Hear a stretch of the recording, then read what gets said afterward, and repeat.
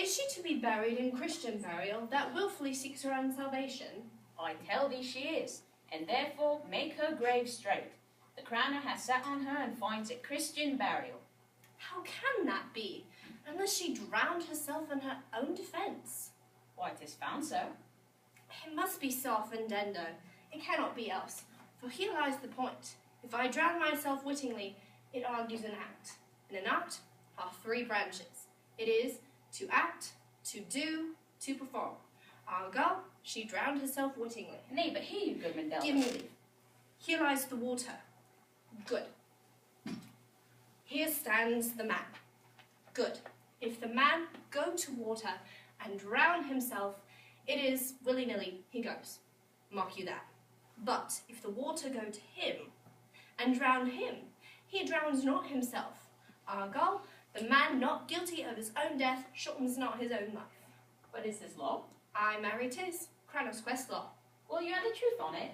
If this had not been a gentlewoman, she should have been buried out of Christian burial. Why, there thou sayest, and the more pity that the great folk should have countenance in this world to drown or hang themselves, more than they're even Christian.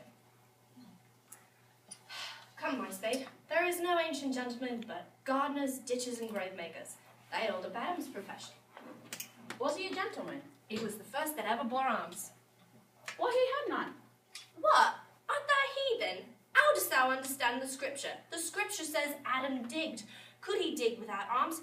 I'll put another question to thee, and if thou answerest me not to the purpose, confess thyself. Go to. What is he that builds stronger than the mason, the shipwright, or the carpenter? The gallows maker. For that frame outlives 1,000 tenants. I like thy wit well. If faith thy wit does well. But how does it well? How do the gallows do well? It does well to those that do in. Thou dost ill to say the gallows is built stronger than the church. Argal, the gallows may do well to thee. Do it again. Come. Who builds stronger than a mason, a shipwright, or a carpenter? Aye, tell me that, and unyoke. Marry, now I can tell. Do it. Mass, I cannot tell. Cudgel thy brains no more, for your dull ass will not mend its pace with beating.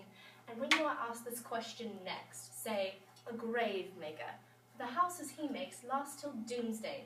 Get thee to yon and fetch me a stoup of liquor.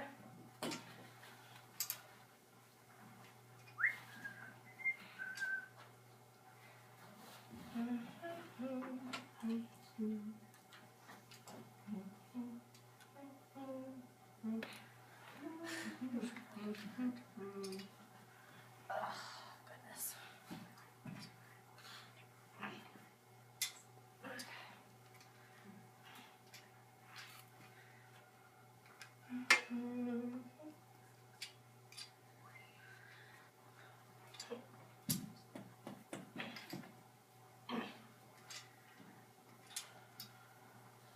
Whose grave's this, Sara?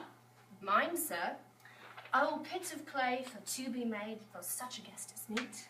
I think it be thine indeed, for thou liest in. You lie out on it, sir, therefore 'tis not yours. For my part, I do not lie in it, yet it is mine. Thou dost lie in't to be in't and say 'tis thine. 'Tis for the dead, not for the quick, therefore thou liest. 'Tis a quick lie, sir, 'twill away again from me to you. What man dost so dig it for? For no man, sir. What woman then? For none neither. Who is to be buried in't? One that was a woman, sir, but rest her soul, she's dead. How absolute the knave is. We must speak by the card, or equivocation will undo us. By the Lord, Horatio, these 3 years I have taken a note of it. The age has grown so picked that the toe of the peasant comes so near the heel of the courtier he goffs his card. How long hast thou been a grave maker? Of all the years in the day, I came to it the day that our last King Hamlet overcame Fortinbras. How long is that since? Can you not tell that? Every fool can tell that. It was the very day the young Hamlet was born. Either is mad and sent into England. Aye, marry, why was he sent into England? Because he was mad. He will recover his wits there. Or if he do not, 'tis no great matter there. Why?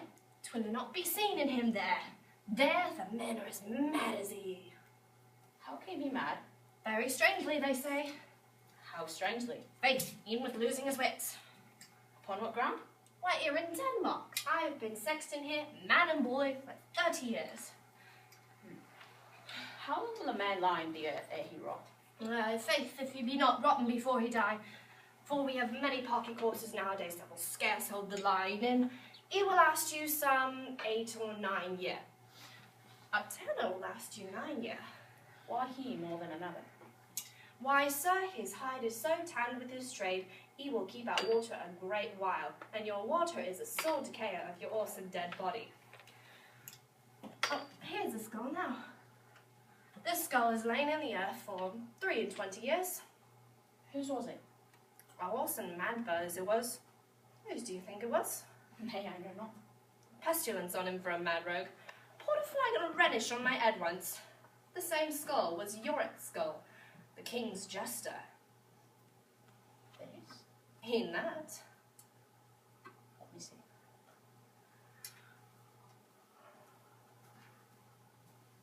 Alas, poor Yorick. I knew him, Horatio. A fellow of infinite jest, most excellent fancy. He hath borne me on his back 1,000 times. And now, how horrid in my imagination it is. Cords rinse out.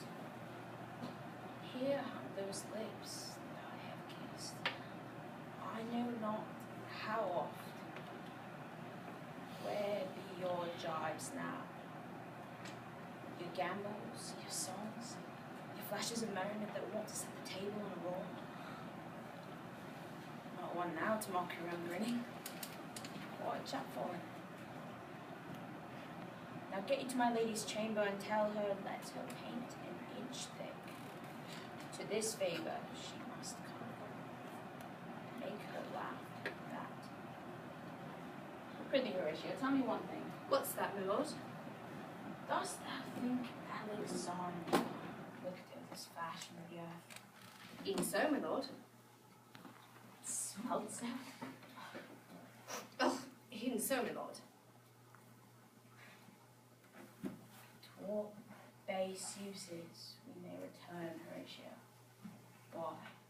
May not imagination trace the noble dust of Alexander till we find it stopping a bunghole? 'Twere to consider it. 'Twere too curious to consider it so. Oh, faith, not a jot, but to follow him thither with modesty enough and likelihood to lead it is thus.